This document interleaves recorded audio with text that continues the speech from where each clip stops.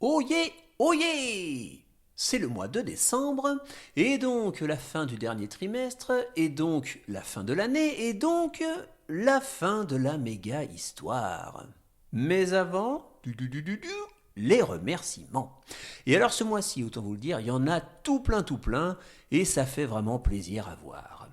Merci donc à Lila, Victor, Logan, le petit Québécois anonyme, Oscar le petit chevalier belge et Oscar le petit chevalier qui n'est pas le petit chevalier belge mais qui s'appelle quand même Oscar lui aussi, pour leurs gentils messages. Merci également à Louise, Jean et toute leur petite famille pour leurs dessins et leur soutien sur Audible. Je me demande s'ils ont allumé les petites bougies sur le balcon ce soir. Merci à Darius et son petit frère Basile, Abel et Pema, ainsi que Hugo pour leurs beaux dessins. Bravo à Tristan, Naël et leur maman pour leur belle construction. Nous souhaitons également un joyeux anniversaire à Andy ce mois-ci. Et bien entendu, un immense merci au papa de Ange et Julia pour son superbe chevalier qui s'entraîne aux luttes. J'ai enfin eu accès au nombre d'étoiles que j'avais sur Spotify, alors merci pour toutes ces étoiles qui sont sur Spotify et qui du coup sont dans mes petits yeux. Aussi, j'ai reçu des compliments à propos des images sur YouTube et c'est bien sympathique. Et à présent, la dernière partie des 12 coffrets de Goraden le Foll. Je laisserai un petit mot pour la fin d'année, histoire de souhaiter de bonnes fêtes à tout le monde et pour parler un peu des projets de 2023. Je souhaite donc à toute la confrérie Orange une bonne écoute. Je vous dis à très bientôt pour de nouvelles aventures et surtout, d'ici là, prenez bien soin de vous. Chapitre 12 Décembre et des cendres. Avant toute chose, je me dois en tant que narrateur d'être très clair sur un point précis. Non, les poissons rouges ne ferment pas les yeux lorsqu'ils dorment. Et à présent, revenons à nos gaufrets. Le chevalier était en compagnie de Myrma et de Madame Padger, sa professeure de musique. Le paladin venait tout juste de découvrir la dernière énigme, et le moins que l'on puisse dire, c'est qu'il était déçu. Écoutez-moi ça. Vous n'avez pas ménagé votre peine pour trouver la fameuse berceuse, avez couru à perte d'haleine après une dernière énigme curieuse. Le 12e coffret s'ouvrira sûrement quand viendra le temps du réveil, mais nul besoin de voyager un temps pour me replonger dans le sommeil, car quelle plus belle place pour un trésor qu'aux côtés d'un dragon qui dort. Non mais vous vous rendez compte ? Goraden m'a fait voyager aux quatre coins d'Anjulia afin de trouver ses coffrets, pour finalement me dire que ce que nous cherchions depuis le début était juste à côté de lui. Moi, ça ne m'amuse pas du tout. Ce doit être de l'humour de dragon. Ne vous agacez pas. Toutes ces épreuves étaient avant tout un moyen de vérifier que l'humanité méritait d'être sauvée. Et vous avez prouvé que oui. Enfin, vous le prouverez pour de bon d'ici quelques jours. Si on en croit l'énigme, le coffret s'ouvrira tout seul juste avant le réveil de Goraden. Quel jour est-ce prévu ? Je vais vous dire ça tout de suite. L'enchanteur de la tour des mille champs m'avait donné la date exacte. Le temps de retrouver mon agenda. Voilà. Alors, là, le 19 décembre, j'ai noté réveil du monstre affreux. En cas de réussite, pensez à réserver une table à l'auberge de la chope d'abondance pour fêter ça. En cas d'échec, bien penser à ne pas acheter d'agenda pour l'an prochain. Le 19. Cela vous laisse 2 grosses semaines pour continuer de travailler sur votre lutte. Oui, je vais rentrer au château Orange et m'y mettre immédiatement. Madame Padger, ce fut un honneur de vous avoir comme professeur. Merci pour tout. Je vous en prie. Bonne chance à vous, chevalier Orange. Myrma, je vous dis au revoir, ma chère. Et à bientôt, je l'espère. Je l'espère aussi. Au revoir, mon ami. Alors le temps passa, le chevalier s'entraîna, et la mi-décembre arriva. Il était temps pour notre héros de se mettre en route vers le phare des 1000 champs où habitait son ami enchanteur. De là-bas, il pourrait emprunter la fameuse 5e porte magique, celle-là même qui menait au désert de la terre des 1000 dragons. tandis qu'il voyageait, avec son luth à ses côtés, sur son cheval qui marchait dans le soleil couchant, le paladin songeait à ce monde qu'il aimait tant et qu'il se devait de sauver. Il pensait aux plantes, aux animaux, il pensait à ses amis et surtout, il pensait à Monium. Il aurait bien aimé être en sa compagnie ce soir, mais il était bel et bien seul, avec des responsabilités qui pesaient lourdement sur ses épaules. Tout à coup, il se sentit un peu triste. Il empoigna son luth, et tandis que sa monture avançait, il enchaîna quelques notes pour se réconforter.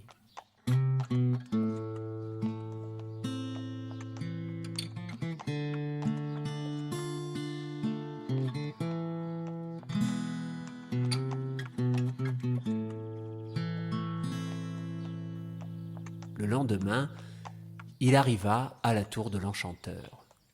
Devant les escaliers, il tomba nez à nez avec le dragon aux 3 cornes. « Bonjour, chevalier orange. Oh, comment allez-vous, mon ami dragon? Qu'est-ce que vous faites là? Vous m'aviez parlé de cette tour et de votre ami enchanteur. Alors je suis venu rendre visite à ce dernier. Il m'a parlé de la porte magique et du jour où vous devriez chanter la berceuse. Et ce jour est arrivé. Donc, je suis venu vous souhaiter bonne chance. Je vous aurais bien accompagné, mais je suis trop grand pour passer par la porte. Ah, vous allez rater l'occasion de voir un dangereux dragon se mettre en colère. Oh, mais je connais déjà. Vous n'avez jamais vu ma femme dragon quand elle se met en colère. Ah, oui. Tenez, avant que j'oublie. Je suis passé au village chantant pour vous acheter un joli tabouret en bois. Les joueurs de luth utilisent ce genre de siège et vous serez plus à l'aise pour jouer la berceuse. Merci, mon ami. Votre présent me va droit au cœur. Et puis ça me fait bien plaisir de vous voir. Moi qui me sentais un petit peu seul dans cette épreuve, et ben voilà qui me redonne du courage.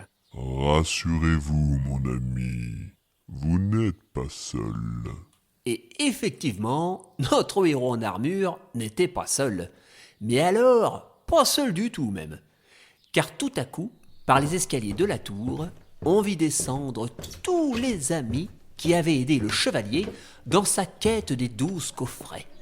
Ils défilèrent tour à tour devant le paladin pour lui offrir chacun un présent. Tout d'abord, Myrma, la 1000e sorcière. Elle avait avec elle un étui qui contenait de fins bâtonnets d'encens. C'est de l'encens parfumé au sang du dragon. C'est le nom que l'on donne à la résine de dragonnier, les arbres qui poussent là où nous nous rendons. Brûler cet encens nous apportera des ondes positives. Derrière Myrma, Messire l'Ancien de la forêt de l'étoile du givre. Il avait ramené avec lui un de ces fameux mélanges d'herbes à infuser. Comme ça, après une bonne tisane, vous serez tout détendu pour jouer la berceuse. Ensuite, Usmine. Comme à son habitude, Usmine avait compris les choses à son allure. Oh, je vous offrirai un cadeau plus tard. Puis on vit Jean-Paul Tounoff. Ce dernier avait ramené une magnifique cape orange qu'il avait lui-même cousue. Un vrai travail de professionnel. Quitte à sauver le monde, autant le faire en ayant la classe. C'était à présent au tour de la princesse Blanc-Ivoire. Elle avait dans les mains un très joli coussin. Je vous l'ai ramené du quartier des petits cadeaux, situé dans la capitale du royaume de l'hiver. Vous serez plus à l'aise avec ceci, sur votre joli nouveau tabouret. Arriva Sécotine, bien entendu. Elle avait trouvé pour offrir à son ami un splendide tapis déniché dans un marché pendant l'un de ses nombreux voyages. Une fois installé sur ce tapis tout moelleux, vous aurez l'impression d'être comme chez vous. Devinez qui était le prochain. Maître Moustagache, avec les petits lutins. Ces charmants bambins avaient ramené des tas de dessins car comme chacun le sait, un dessin d'enfant, c'est toujours un joli cadeau. Oh, nous, on voulait vous fabriquer une bombe pour faire exploser le dragon. Oui, mais Maître Moustagache, il a préféré les dessins. Et c'est très bien comme ça. Après, se présenta fièrement au chevalier orange Massime le forestier, qui tenait une pomme, qu'il offrit à notre héros. J'ai cueilli cette pomme rien que pour vous. Tout seul comme un grand. Elle est le symbole qu'il faut parfois vaincre ses peurs. Et enfin, le chocolatier qui avait dans ses pattes un gros, très gros, paquet de guimauves. Miaou, si jamais le monde finit dans les flammes, autant en profiter pour faire griller quelques guimauves. Miaou. Le chevalier était vraiment content. Ses amis l'avaient rejoint dans la terrible dernière épreuve de Goraden le Foll. Il se sentait bien plus fort à présent. Et il n'était pas au bout de ses surprises. En effet, une silhouette encapuchonnée traversa le petit groupe pour aller se pendre au cou de notre héros. C'était Monium, l'ultime bonne nouvelle de la journée. Elle mima quelques mots à son amoureux que ce dernier traduisit immédiatement. Ma chère Monium, moi non plus je ne mange pas la croûte dans la pizza. Hein? Non, ce n'est pas ça. Ah oui, moi aussi je suivrai toujours la même route que toi. Oui. Et le ballon va rebondir en rond dans la soupe à l'oignon. Oui. Non, nous allons rendormir ce dragon avec tous nos compagnons. Eh oui, mais oui. D'ailleurs, je crois que le moment est venu, mes amis. Allons rejoindre notre camarade l'enchanteur en haut de cette tour. Le temps de grimper les nombreuses marches du phare, et tout le monde arriva devant la porte magique. Le chevalier l'ouvrit.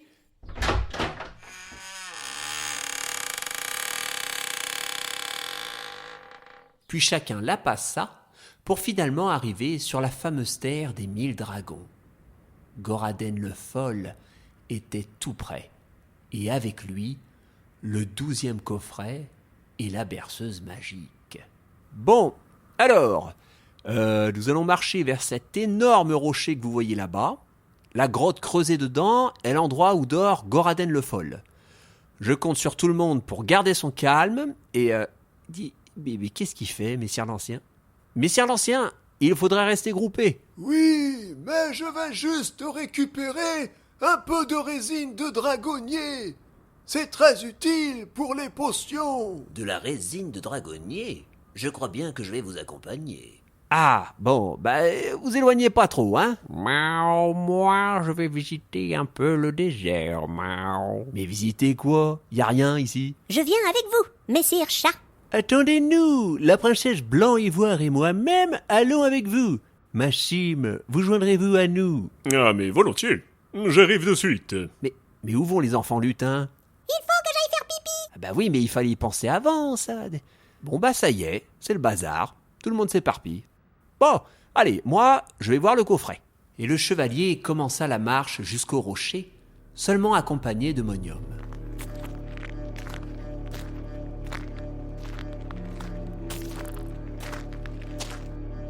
Lorsqu'ils arrivèrent, ils entendirent de longs grognements rauques.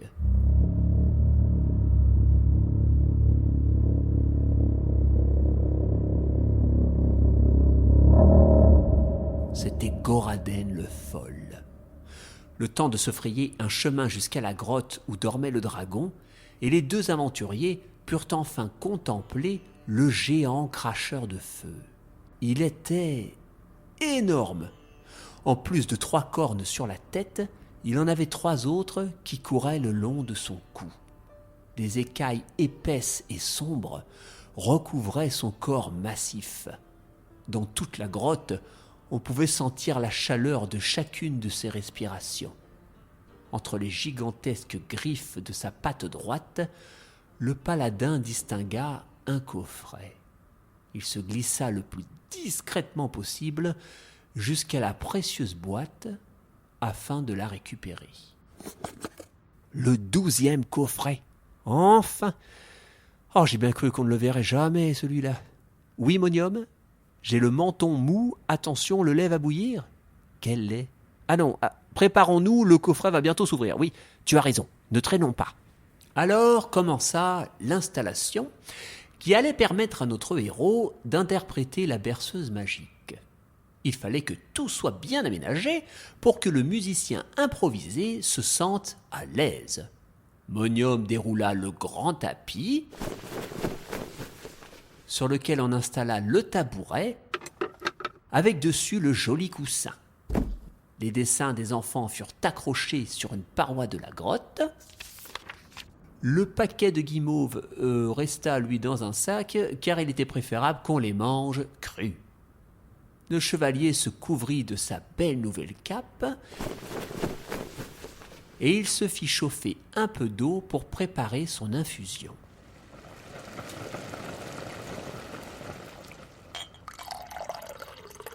Ensuite, il alluma l'encens. Enfin, il posa à ses côtés, comme une statuette, la pomme symbolisant le courage. Le temps de tout mettre en place, le groupe d'aventuriers était revenu de sa balade. Chacun s'assit en tailleur, disposé en demi-cercle, derrière le chevalier orange. Ce dernier commença à accorder son instrument. Eh bien, me voilà avec un vrai public. C'est rigolo. Ne vous mettez pas la pression pour autant. Soyez détendus. Mais oui! Au pire, à la moindre fausse note, c'est juste le monde entier qui finira englouti dans les flammes. Voilà qui me détend complètement. Tout le monde fixait le coffret, attendant son ouverture. Derrière la boîte en bois se tenait la tête du dragon, impressionnante, spectaculaire, menaçante et en fait même carrément effrayante. Il faut avouer qu'il n'a pas une tête rassurante, votre dragon. Miaou, j'avoue que tout est terrifiant chez lui. Miaou. Je ne trouve pas. Tant qu'il ne se transforme pas en citrouille, ça me va. Miaou, sa gueule, ses cornes, ses griffes, même ses paupières me font peur. Miaou. Oh, vous imaginez, vous, si la paupière s'ouvrait avant le coffret? Et Riton le lutin ne croyait pas si bien dire, car c'est exactement ce qu'il se passa. En un instant, le dragon ouvrit un œil. Ce dernier était jaunâtre et couvert de veines. En son centre, une iris d'un rouge ardent semblait fixer nos amis aventuriers. Autant vous dire que le réveil prématuré du monstre sema quelque peu la panique. Oh non, il va pas se réveiller maintenant. Ça sent la fin du monde. On peut s'évanouir? Attendez, Monium nous dit quelque chose. Oui, elle a raison. Nous ne devons pas pique-niquer. Les groseilles du fond se dévorent à table. Non, nous ne devons pas paniquer. Le réveil du dragon est encore évitable. Oui, c'est vrai, ça. Calmons nos craintes. Nous avons certainement du temps devant nous. Goraden n'a ouvert qu'un œil. Il doit à peine commencer à reprendre conscience. Bon, alors on ne s'évanouit pas. Mais non, voyons. Rien n'est perdu. En plus, je suis persuadé que le coffret va s'ouvrir d'un instant à l'autre. Je disais, je suis persuadé que le coffret va s'ouvrir d'un instant à l'autre. Bon, il va s'ouvrir, oui. Et comme si le coffret avait entendu l'appel du chevalier, il s'entrebâilla doucement. À l'intérieur, un rouleau de papier magique étincelait comme de l'or. Oh! C'est la berceuse. Il faut commencer à la lire tout de suite. Je suis bien d'accord avec vous, princesse. Oui, je m'y mets tout de suite. Bon, alors, donc là, c'est un mi, là, un sol. Ouais, d'accord, ça va le faire. Allez, d'abord, un mi. C'est parti. Oh non. Bah non. C'est pas vrai. Oh non. Que se passe-t-il, chevalier? Ma chère Sécotine, j'ai bien peur de comprendre. Je crois que la réparation du luth n'a pas tenu. Oh là là. Et pas de lutte, pas de berceuse. Alors là, je crois que c'est le moment idéal pour s'évanouir. J'admets que c'est vraiment mal parti, là. Allez, marche!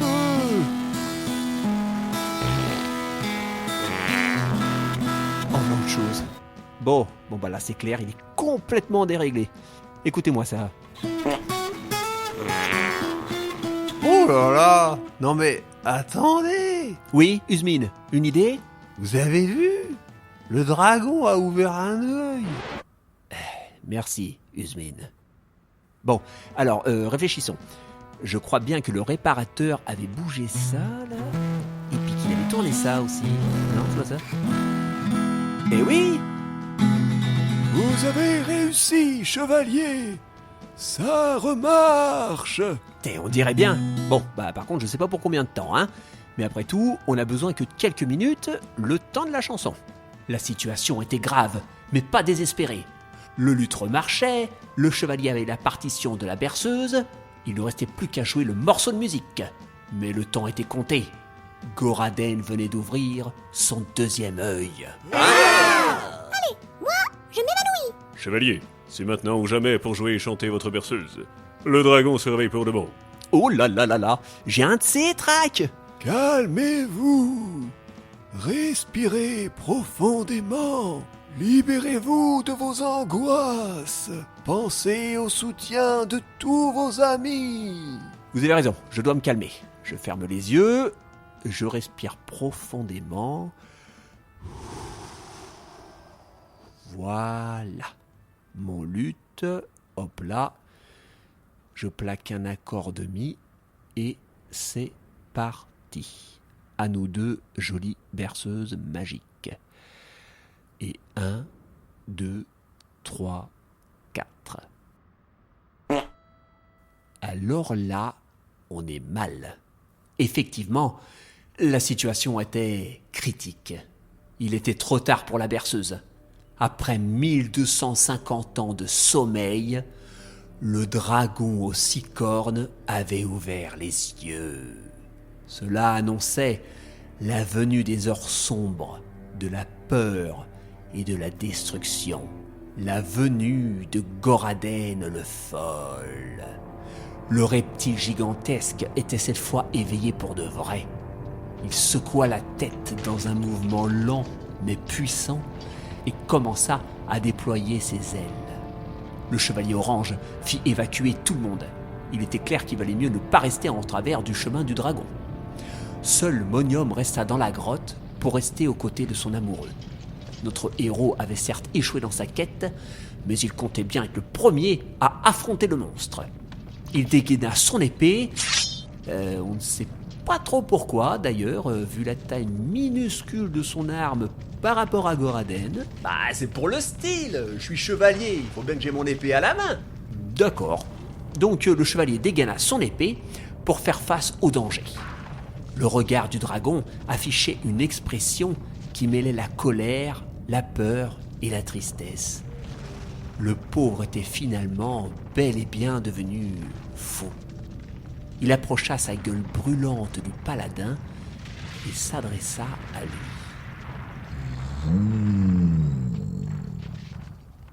Quel jour sommes-nous? Nous sommes le 19 décembre, un lundi pour être exact.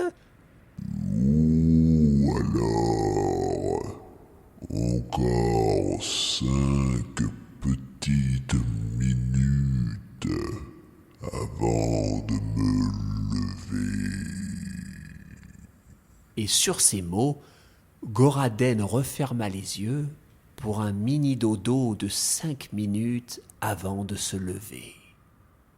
Alors, tous les gens qui ont vécu un lundi matin connaissent parfaitement ce fameux mini-dodo de 5 toutes petites minutes qui se transforme inéluctablement en gros dodo de 40 minutes et qui fait qu'on se lève à l'heure à laquelle on est censé partir pour l'école. Eh bien, c'est de ce dodo de 5 minutes dont il est question dans notre histoire. Ainsi, Goraden le Fol se rendormit, laissant finalement le monde en paix. Très surpris, mais néanmoins ravi, le chevalier, accompagné de Monium, se retira doucement, sans demander son reste. Il récupéra ses amis, qui attendaient dehors, et tout le groupe repassa par la porte magique afin de regagner la tour de l'enchanteur. Celui-ci accueillit chaleureusement les aventuriers et les félicita de leur réussite. « Bravo, mes amis, Nous voilà tranquilles concernant Goraden le Fol. Pour l'instant. Dans combien de temps est-il censé se réveiller à nouveau? Eh bien, vu que son sommeil augmente à chaque fois, je dirais dans 460 000 ans, à peu près. 460 000 ans. Oh, c'est bien, ça nous laisse une petite marche pour voir venir. Tout le monde était fou de joie et comptait bien fêter la fin de la quête des 12 coffrets de Goraden le Fol. Comme l'avait prévu le chevalier en cas de réussite, il réserva une grande tablée à l'auberge de la Chope d'Abondance pour que tout le groupe puisse goûter un repos bien mérité. Avant le repas, Usmine put offrir son cadeau à son ami le chevalier. C'était un tableau magnifique qui représentait Goraden le Fol avec devant lui un chevalier et une mage silencieuse, tous deux seulement armés d'une épée et de beaucoup de courage. Le paladin remercia chaleureusement son ami. Puis, pendant que les premières neiges commençaient à tomber doucement dehors, tout le monde se retrouva autour d'un véritable festin, célébrant leur amitié et oubliant le temps d'une belle soirée, les tracas que réserve parfois la vie de héros. Et oui, quoi que réserve l'avenir, il faut parfois prendre le temps de rire, de chanter, de profiter de bons moments avec les gens qu'on aime. Et c'est justement ce que faisait le Chevalier Orange. Enfin, jusqu'à la prochaine aventure, bien entendu.